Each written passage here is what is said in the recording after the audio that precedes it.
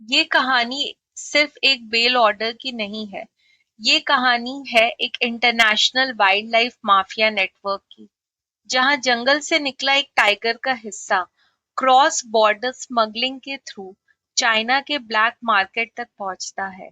और इस नेटवर्क के बीच में दो नाम उभर कर आते हैं, यंग चैन लांगशपा और ताशी शेरपा, एक घोस्ट ट्रैफिकर और एक हर्ब ट्रेड किंगपिन, जो असल में एक global wild life trafficking syndicate चला रहे थे। इस पूरी कहानी की शुरुआत होती है 2015 से, सतपुरा टाइगर रिजर्व मध्य प्रदेश में। यहाँ फॉरेस्ट ऑफिशियल एक गैंग को पकड़ते हैं जिनसे टाइगर बोन्स, टाइगर स्किन और पेंगोलिन स्केल्स रिकवर होते हैं। इन्वेस्टिगेशन धीरे धीरे रिवील करता है कि ये कोई छोटा मोटा पोचिंग केस नहीं है, बल्कि एक ऑर्गेनाइज्ड इंटरनेशनल सप्लाई चेन है। टोटल 36 एक्यूज नामजद होते हैं, जिनमें से 27 लोगों को अरेस्ट किया जाता है और बाद में कन्विक्शन भी होता है। लेकिन कुछ लोग सिस्टम से बच जाते हैं, जिनमें सबसे बड़े नाम हैं ताशी शेरपा और यांगचिंग लांगशपा, द किंगपिन ताशी शेरपा।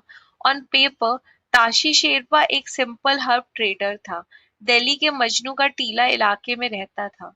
लेकिन इंटरनेशनल क्रिमिनल पुलिस ऑर्गेनाइजेशन यानी इंटरपोल के रिकॉर्ड्स के मुताबिक वो एक इंटरनेशनल टाइगर ट्रैफिकर था, जो इंडिया, नेपाल, भूटान और चाइना के बीच वाइल्ड लाइफ स्मगलिंग नेटवर्क करता था। उसका रोल क्या था? वो खुद जंगल में शिकार नहीं करता था, वो ऑर्डर्स देता था। लोकल गैंग्स को पैसे देके टाइगर्स और पेंगोलिन्स की पोचिंग करवाता था। इस सिंडिकेट का काम करने का तरीका बिल्कुल कॉर्पोरेट स्टाइल जैसा था, मध्य प्रदेश के स्ट्रक्चर जैसा था। मध्य प्रदेश के फॉरेस्ट में पोचर्स टाइगर्स को मारते, स्किन, बोन्स और क्लॉज अलग किए जाते, फ्लैश जंगल में छोड़ दिए जाते। लोकल डीलर्स मटेरियल कलेक्ट करते, दिल्ली और बॉर्डर एरिया तक पहुंचाते। फिर शेरपा जैसे किंगपिन ये मटेरियल नेपाल और भूटान के थ्रू चाइना तक स्मगल करते। ये एक multi layer international trafficking chain थी। Madhya Pradesh state tiger strike force यानी MPSTSF एक स्पेशलाइज्ड एंटी पोचिंग यूनिट है। इस एंटी पोचिंग यूनिट ने शेरपा को पकड़ने के लिए लगभग 9 साल तक ऑपरेशन किया। 2015 से 2024 तक वो लगातार सिस्टम से बच रहा था, कभी नेपाल, कभी भूटान, कभी दार्जिलिंग रोड। ऑफिसर्स ने डिस्गाइज यूज किया, टूरिस्ट बन के उसका मूवमेंट ट्रैक किया और फाइनली जनवरी 2024 में उसे सिलीगुड़ी के पास से अरेस्ट कर लिया गया। एक ऑफिसर के शब्दों में, हमें यकीन ही नहीं हुआ कि हमने उसे पकड़ लिया। वो भूटान से वापस आ रहा था और एक ओवरब्रिज के पास उसे अरेस्ट किया गया। 9 साल का चेज एक मूवमेंट में खत्म हो गया।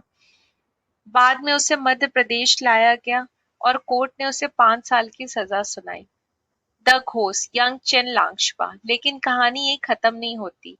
शेरपा के इंट्रोगेशन से एक और नाम सामने आता है, यंग चेंग लांगशपा, एक ऐसी एक्यूज जो नेटवर्क का सबसे क्रूशियल लिंक थी।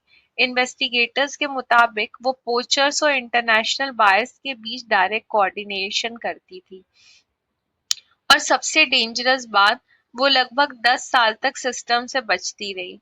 इन्वेस्टिगेशन इनपुट्स के हिसाब से यांग चेन लांगशपा एक होस्ट की तरह ऑपरेट करती थी, सेफ हाउसेस चेंज करती, बॉर्डर्स क्रॉस करती, रेड्स के पहले डिसअपियर हो जाती। उसने ट्रैफिकिंग रूट स्टैब्लिश किए थे जो मध्य प्रदेश के टाइगर रिजर्व्स को नेपाल, तिब्बत और चाइना से कनेक्ट करते थे। 2017 में उसे सिक्किम से अरेस्ट किया गया।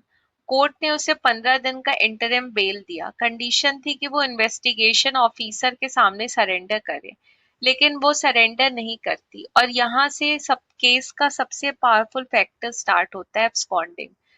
2017 के बाद वो लगभग 8 साल तक सिस्टम से दूर रहती है। उसके खिलाफ रेड कॉर्नर नोटिस इशू होता है by international criminal police organisation Interpol और केस कन्वर्ट हो जाता है एक लोकल वाइल्ड लाइफ ऑफेंस से सीधा international fugitive case.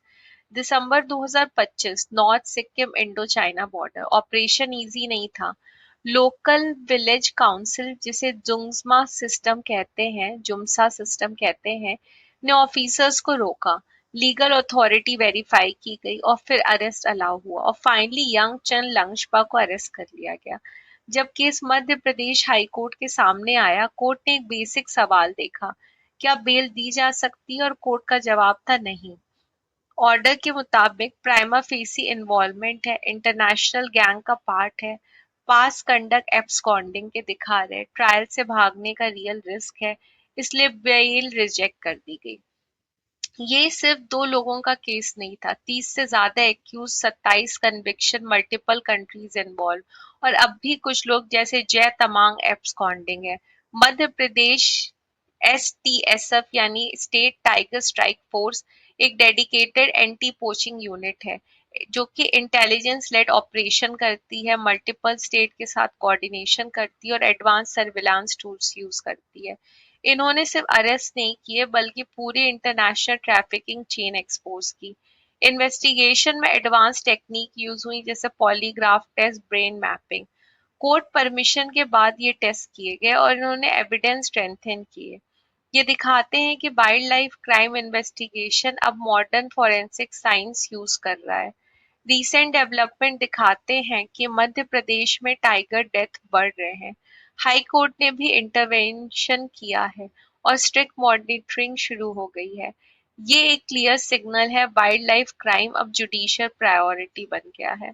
Law analysis ये कहता है कि वाइल्ड लाइफ क्राइम अब ऑर्गेनाइज क्राइम बन चुके हैं। इंटरनेशनल नेक्सस होने पर बेल मुश्किल हो जाती है।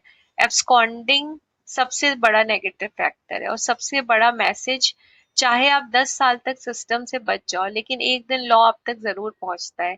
ये सिर्फ एक जजमेंट नहीं, ये एक वार्निंग है ग्लोबल वाइल्ड लाइफ माफिया के लिए। For more such legal update please like share subscribe लॉकुम and don't forget to press the bell icon.